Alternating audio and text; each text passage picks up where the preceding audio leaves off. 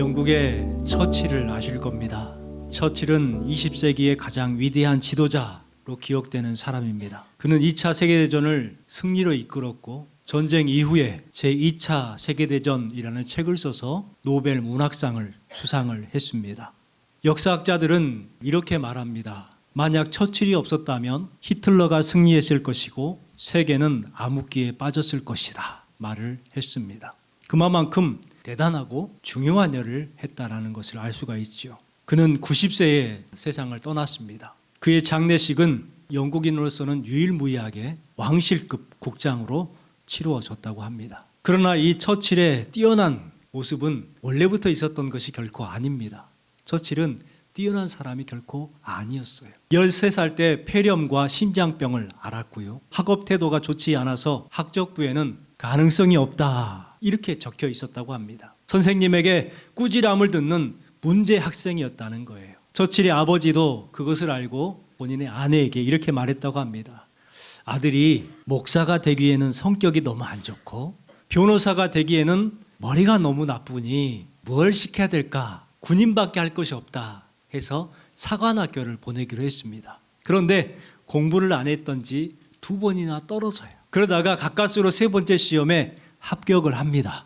그렇게 능력 없던 그가 나중에 그 어려운 시대에 영국의 총리가 되지요. 무엇이 그를 그렇게 만들었을까요? 여러분 궁금하지 않으세요? 무엇이 그를 그렇게 만들었을까요? 1940년 8월 달 히틀러가 영국을 공격하기 시작합니다. 무려 폭격기 1,500대를 이끌고 4개월 동안 폭격을 하기 시작했습니다. 그때 많은 영국 사람들이 곤욕을 치루었고 포기하고자 했습니다. 그때 처칠이 이렇게 말했다고요. 나는 절대 포기하지 않아. 절대로 포기하지 않고 끝까지 버텼습니다. 결국 처칠은 승리를 했지요. 여러분 처칠이 무엇으로 승리를 했습니까? 특별한 능력이 있어서 승리한 것이 아니라 포기하지 않았기 때문에 승리했다는 거예요. 여러분 승리의 비결이 바로 여기에 있었습니다. 처칠은 나중에 옥스퍼드 대학 명문대학이잖아요. 거기에서 졸업식 때 축사를 하게 되었습니다. 거기에 수많은 사람들이 처칠이 도대체 어떤 말로 졸업생들에게 감동을 줄까 기대를 했어요. 처칠이 단상에 올라서 수많은 사람들을 바라보더니 이렇게 말하기 시작했습니다. 포기하지 마십시오. 절대로 포기하지 마십시오. 무슨 일이 있어도 포기하지 마십시오. 하고 단상에서 내려갔어요. 그동안의 축사 가운데 가장 짧지만 가장 감동적인 축사였다고 했습니다. 수많은 사람들이 눈물을 흘렸다고 합니다. 이 메시지는 소망을 가진 사람들의 성공 비결을 말해줍니다. 포기하지 않고 끝까지 인내하고 버티면 결국은 성공한다. 이것이 바로 소망을 가진 사람들의 성공 비결이라 이렇게 우리에게 알려주는 이야기입니다. 이룰 때까지 포기하지 않는 것, 이것이 바로 성공 비결이라는 거예요. 성경 말씀에도 이와 같은 말씀이 기록되어 있습니다. 갈라디아서 6장 9절 말씀을 같이 한번 읽어볼게요. 우리가 선을 행하되 낙심하지 말지니 포기하지 아니하면 때가 이름에 거두리라. 선을 행하되 낙심하지 마라. 포기하지 아니하면 때가 이름에 거두리라. 이룰 때까지 포기하지 않는, 소망을 내려놓지 않는 그와 같은 심령이 승리하게 된다라는 것을 우리에게 말씀해주고 있습니다. 성경에는 기다림의 중요성을 강조하는 말씀이 참 많이 기록되어 있지요. 그리고 성경의 인물들을 한번 생각해 보십시오. 대부분 기다림을 통해서 승리를 맛본 사람들입니다. 능력이 있어서 승리한 게 아니라, 능력이 있어서 특별한 일을 감당한 것이 아니라 기다림을 통해서, 인내함을 통해서 특별한 은혜를 경험했다는 것을 알 수가 있어요. 아브라함은 25년을 기다렸습니다. 노아는 120년을 기다렸습니다. 모세는 40년을 기다렸고 다윗은 17년을 기다렸습니다. 오늘 본문에도 평생 기다리다가 마침내 메시아를 만난 안나의 이야기입니다. 오늘은 특별히 우리가 다시 오실 예수님을 어떤 신앙으로 기다려야 되는가 한번 생각해보고 교훈을 나누는 시간이 되었으면 좋겠습니다. 가장 첫 번째는요, 환난의 밤에도 구원의 별을 바라보아야 합니다. 26절 말씀 같이 읽어보겠습니다. 또 아셀 지파 바누엘의 딸 안나라 아는 선지자가 있어 나이가 매우 많았더라. 그가 결혼한 후 7해 동안 남편과 함께 살다가, 주신 말씀에 보면 안나라는 선지자에 대해서 잘 설명해 주고 있는 말씀이 기록되어 있습니다. 안나는 어떤 세상을 살았을까요? 정치적으로 사회적으로 매우 혼란의 시대, 어두운 시대를 살았던 여인이었습니다. 나라는 노마의 압제하에 있었지요. 우리나라도 일제강점기처럼 노마 제국의 식민지가 됐어요. 그 식민지 국가를 통치하기 위해서 총독을 보냈고 반란을 못하도록 가혹한 정책을 썼어요. 당시 분봉왕이었던 헤롯, 매우 잔인한 왕이었습니다. 왕권을 지키기 위해서 자기의 장모를 죽이고 자기의 사랑하는 아내를 죽이고 두 아들을 살해했던 사람이 바로 이 헤롯이에요. 자기의 왕권을 지키기 위해서 동방박사가 베들레헴에서 메시아가 났다라는 소리를 듣고 왕권을 지키기 위해서 베들레헴의 2살 아래의 모든 남자아이를 죽이게 했습니다. 끔찍한 일을 저질렀어요. 그렇게 이 안나는 암흑 가운데 살고 있었던 사람이었습니다. 개인적으로 볼 때도요, 안나의 삶은 참 불행한 사람이었습니다. 그는 과부였습니다. 말씀에 기록된 대로 안나는 아셀지파 사람이라고 말합니다. 이 아셀의 뜻이 뭘까요? 행복한, 축복받은 이라는 뜻이에요. 그런데 여러분, 안나는 행복한 삶을 살았을까요? 축복받은 삶을 살았을까요? 거리가 멀지요. 또 안나의 이름은 은총, 은혜라는 뜻을 가지고 있습니다. 여러분, 안나의 삶은 어땠을까요? 은총받은 삶이었을까요? 은혜가 충만했을까요? 전혀 그렇지 않아요. 은혜와는 거리가 멀었습니다. 결혼한 후에 7년을 남편과 살다가 과부가 되었어요. 그래서 오늘 주신 말씀에 몇 살이라고 합니까? 84세가 매우 늙었습니다. 그렇게 수많은 시간 동안 과부로 살았다는 거예요. 그의 삶이 어땠을까요? 자녀도 없습니다. 거처할 집도 없습니다. 어두운 시대에 살았던 그의 삶은 고단했지만 한나에게는 딱 한 가지가 있었어요. 그것이 뭐냐면 메시아에 대한 소망이 있었어요. 주님을 만나리라. 평생 고독한 삶을 살았지만 그 메시아에 대한 희망은 포기하지 않았다는 거예요. 영국의 신학자 토마스 플로가 이런 말을 했습니다. 위대한 희망은 위대한 인물을 만든다. 저는 이 안나가 토마스 플로가 말한 명언에 가장 부합한 사람이 아닌가 생각을 해봅니다. 그는 위대한 희망을 품었어요. 삶은 고단하고 세상은 어둡고 고독한 삶을 살았지만 희망은 포기하지 않았기 때문에 그는 위대한 인물이 될 수가 있었다는 거예요. 우리도 안나처럼 소망을 품고 기다릴 줄 아는 성도가 되어야 될 줄 믿습니다. 그러면은요, 하나님께서 우리에게 안나와 같은 은총을 허락해 주실 줄 믿습니다. 우리를 만나주시고 어루만져주시고 고쳐주시고 바꿔주시고 일으켜 세워주시는 예수님의 은혜를 경험하는 삶이 되시기를 주님의 이름으로 축원합니다.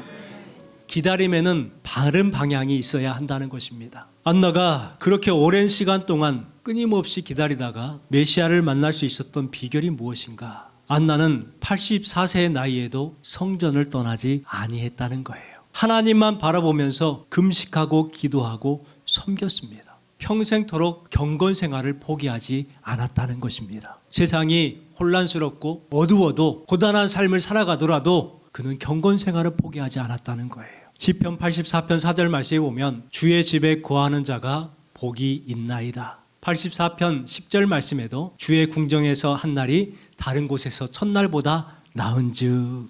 이 다윗의 고백이 있습니다. 아마 안나가 이와 같은 사람이 아니었을까요? 여러분에게 주신 말씀으로 해석을 하면 어떻게 될까요? 안나와 같이 교회를 가까이 하고 예배의 자리를 사모하는 것, 이것이 오늘 우리에게 주시는 말씀이 아닐까요? 여러분, 교회를 가까이 하고 예배의 자리를 사모하면요, 결코 손해가 이익이 돼요. 손해 날 것 같잖아요. 이 자리에서 1시간 앉아 있다가 가는 것 어찌 보면 소비 같아요. 지금 이 시간에 밖에 나가서 일을 하고 돈을 벌면 더 많이 벌 것 같잖아요. 그러면 내가 더 잘 먹고 더 행복하게 풍요롭게 살 것 같잖아요. 그런데 아니더라고요. 저도 짧은 인생을 살아봤지만 그렇게 한다고 더 벌어지는 게 아니더라고요. 교회를 가까이 하는 우리 자녀들은 잘 될 수밖에 없는 거예요. 안나는 금식하며 기도함으로 섬겼다고 했습니다. 그는 늙고 홀로 된 과부였어요. 뭐 기도할 게 있겠어요, 솔직히 말해서. 자녀도 없습니다. 집도 없습니다. 땅도 없을 거예요. 간구할 수 있는 기도 제목이 없을 것 같아요. 그런데 하나님 앞에 금식하며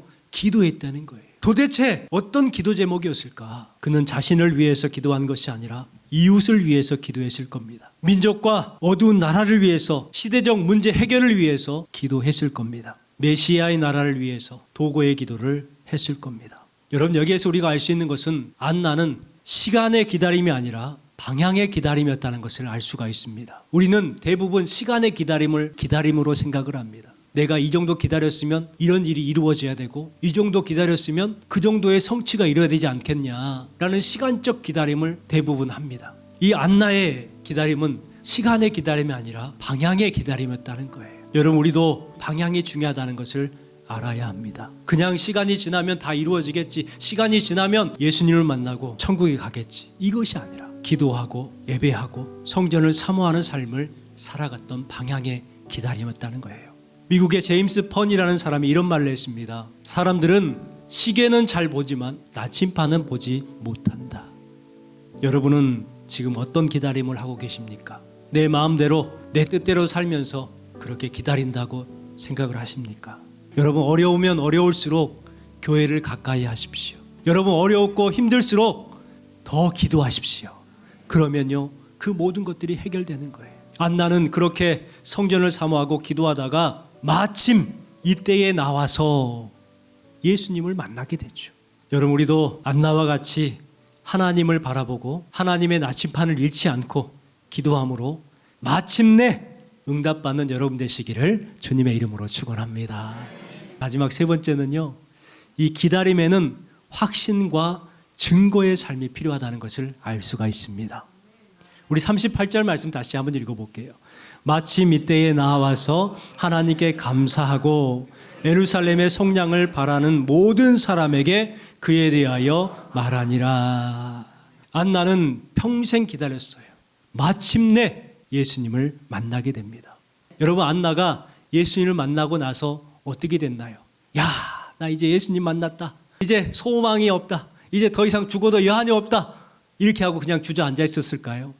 아니죠. 오늘 주신 말씀에 뭐라고 기록되어 있습니까? 마침내 이때에 나와서 하나님께 감사하고 예루살렘의 속량을 바라는 모든 사람에게 그에 대하여 말하니라.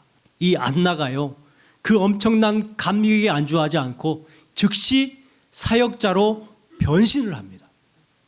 예수님을 만나고 나서 더 놀라운 사역자가 되는 거예요.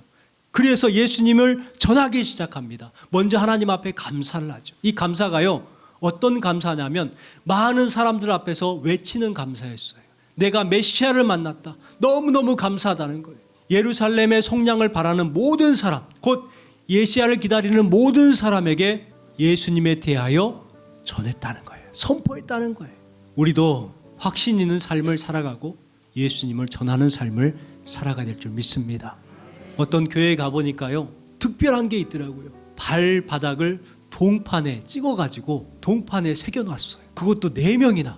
도대체 뭔가 해서 궁금해서 가서 보니까요, 복음을 전한 아름다운 발, 이렇게 써있더라고요. 한 걸음 한 걸음 내디디면서 한 사람 한 사람을 전도했는데 무려 몇 명을 전도했냐면 1000명씩을 전도했어요. 너무나도 아름다운 발이죠. 여기에 계신 여러분들도 안나와 같이 확신이 있고 복음을 전하는 아름다운 발들이 되시길 주님의 이름으로 축원합니다.